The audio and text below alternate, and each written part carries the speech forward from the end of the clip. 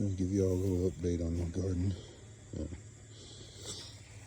It's May 8th, and I've got some red potatoes. You can see just how tall they are. They are doing really good. Some of my best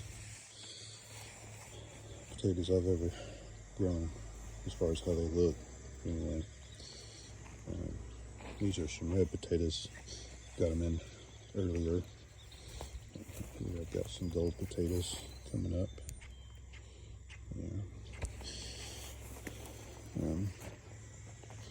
Doing pretty good. Got a bunch of onions out here.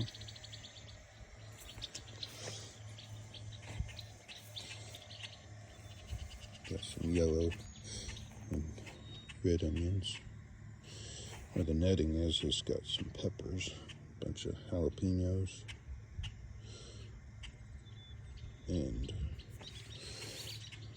let's see, I got some habanero, puma, big Jim, cowhorn. So yeah, had to put the netting because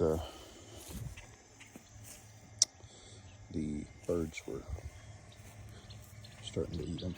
You can see right there. This year, most everything I got in the ground a full month earlier than I normally could. Ground temperature just warmed up earlier this year. So here is an area where I have corn, beans, and peas planted. I have corn. I have to finish my drip. I haven't got this done yet, but so there's corn in the middle, and then I've got Jacob's cattle beans here, green beans here, and it's kind of how the same thing on every row. Now this one is kidney beans, corn, green beans. This one is pinto beans, corn, green beans, and then starting here all the way, it's black-eyed peas, corn, and green beans. So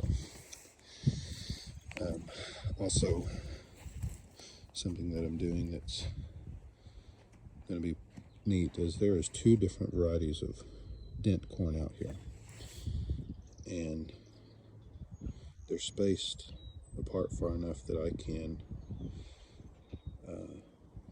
not worry about any cross-pollination. I'll actually show y'all how I do that later on when I go to harvest and everything. So, because there's a neat little trick where I had this year, I planted my corn early because the ground temperature warmed up, and some of it came up, but not all.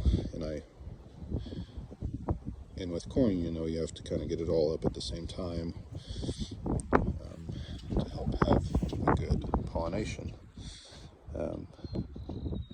And so not that much came up, so I went in and planted about a month later a different variety.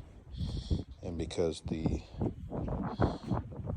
dates to maturity are the same, they will pollinate a month apart. And so anyway, I'll show y'all how you can still grow 2 different varieties of corn in the same plot and not have to worry about cross-pollination. Now, it does take a little work, but it is possible, and I'll show y'all how that's done.